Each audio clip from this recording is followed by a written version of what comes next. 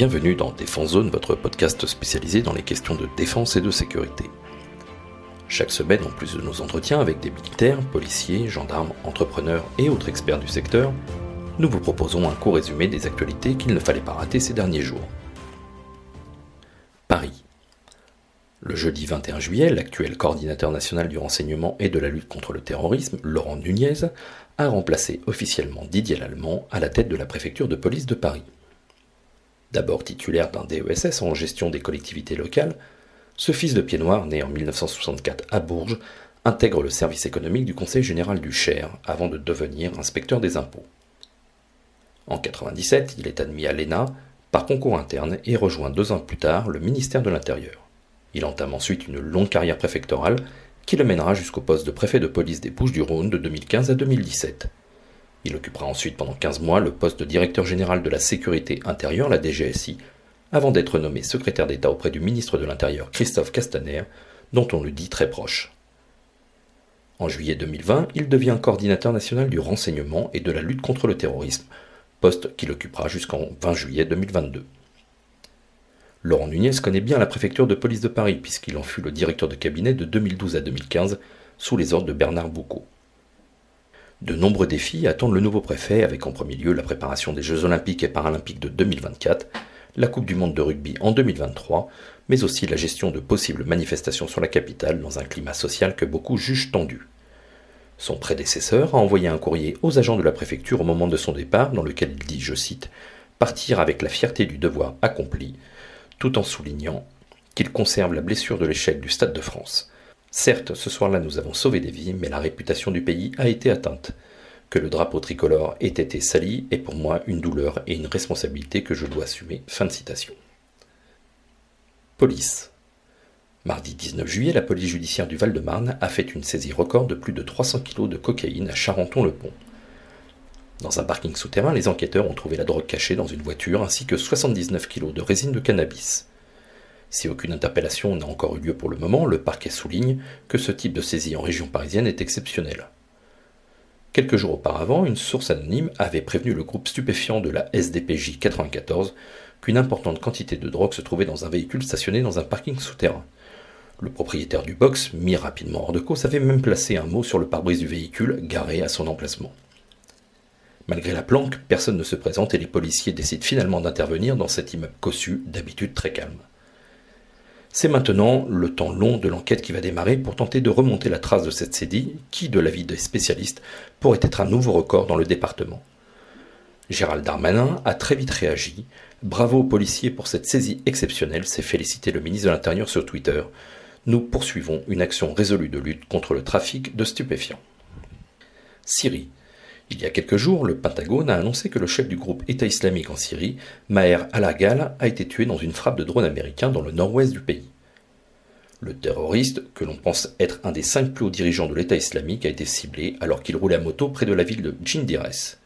Son plus proche conseiller aurait été, lui, gravement blessé. Maher al-Aggal était chargé de poursuivre de façon agressive le développement des réseaux de l'EI hors d'Irak et de Syrie. L'élimination des dirigeants de l'EI va perturber les capacités de l'organisation terroriste à préparer et perpétrer des attentats dans le monde, a affirmé le colonel Joe Buccino, porte-parole du commandement central, CENTCOM, du Pentagone. Toujours selon l'état-major US, aucun civil n'a été touché pendant l'attaque. Déjà en février dernier, le président américain avait annoncé la mort de l'ancien dirigeant de l'État islamique, Abu al-Brahim al-Chimi al-Kwarchi, qui s'est fait exploser au cours d'une opération des forces spéciales américaines dans le nord-ouest de la Syrie. Son prédécesseur et fondateur de l'État islamique, Abu Bakr al-Baghdadi, avait quant à lui été tué encore une fois lors d'un raid des forces américaines en octobre 2019. Cette nouvelle frappe américaine sur des hauts gradés de l'EI survient quelques heures seulement avant la visite de Joe Biden en Israël et en Arabie Saoudite, et un mois après la capture d'Hani Ahmed al-Kurdi, un ancien chef de Daesh à Raqqa, lors d'une opération américaine encore une fois. Drone.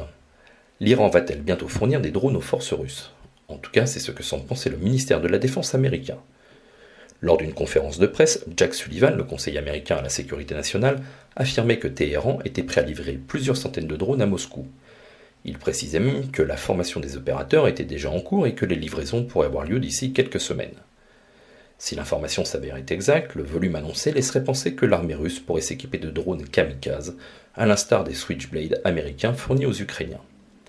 On sait depuis quelques semaines que ce type de drone, très utilisé par l'Ukraine, fait défaut aux forces militaires russes qui avaient concentré leurs efforts vers l'artillerie.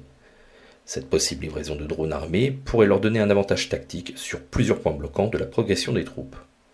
Depuis quelques années, le programme de drones iranien s'est considérablement augmenté, au point d'inciter son voisin israélien d'en faire un des principaux sujets de discussion entre le Premier ministre israélien Yair Lapid et Joe Biden lors de la visite de ce dernier à Jérusalem.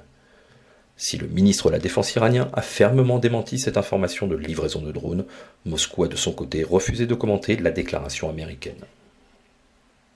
Ukraine. Le 14 juillet, le Centre de crise et de soutien du ministère de l'Europe et des Affaires étrangères a remis officiellement un laboratoire mobile d'analyse ADN à la Procurature générale d'Ukraine. Développé conjointement par l'Institut de recherche criminelle de la Gendarmerie nationale, l'IRCGN et la société Tracip, une filiale du groupe d'Everywhere, ce laboratoire appelé Mobile DNA permet d'obtenir 21 profils génétiques moins de 2 heures après sa mise en œuvre. Il peut ensuite poursuivre l'analyse avec les mêmes volumes toutes les 30 minutes.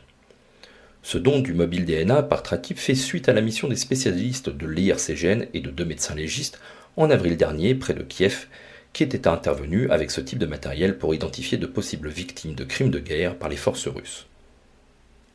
Par ailleurs, le mandat de l'agence Eurojust pour European Union Agency for Criminal Justice Cooperation a par ailleurs été renforcé pour permettre à l'agence de préserver, stocker et analyser des preuves de crimes de guerre, crimes contre l'humanité et crimes de génocide, en vue de les redistribuer aux enquêtes pénales ouvertes par l'Ukraine, par les autorités judiciaires des États membres de l'Union européenne et par la Cour pénale internationale. Industrie. Nous en avons parlé à plusieurs reprises, le don de 18 canons automoteurs César par la France à l'Ukraine a grévé de près de 25% les capacités de l'artillerie française. Face à ce constat, Sébastien Lecornu vient d'annoncer la notification d'une commande de 18 canons Annexter pour, je cite, recompléter le stock de nos armées. L'enveloppe allouée avoisine les 85 millions d'euros et devrait être prélevée sur l'actuelle loi de programmation militaire. L'argent est là, il est plutôt pris dans la gestion de la LPM actuelle parce qu'on sait le faire sans que ça ne bouscule un programme existant. En clair, on ne retarde pas, on n'annule pas un programme engagé pour faire la recomplétude. 85 millions d'euros, vu l'enveloppe globale du ministère des Armées, on peut le faire, a déclaré le ministre des Armées. Petit problème, le ministre n'a pas précisé ni le calendrier de livraison, il faut actuellement 18 mois Annexter pour fabriquer un canon César, ni le type de canon livré.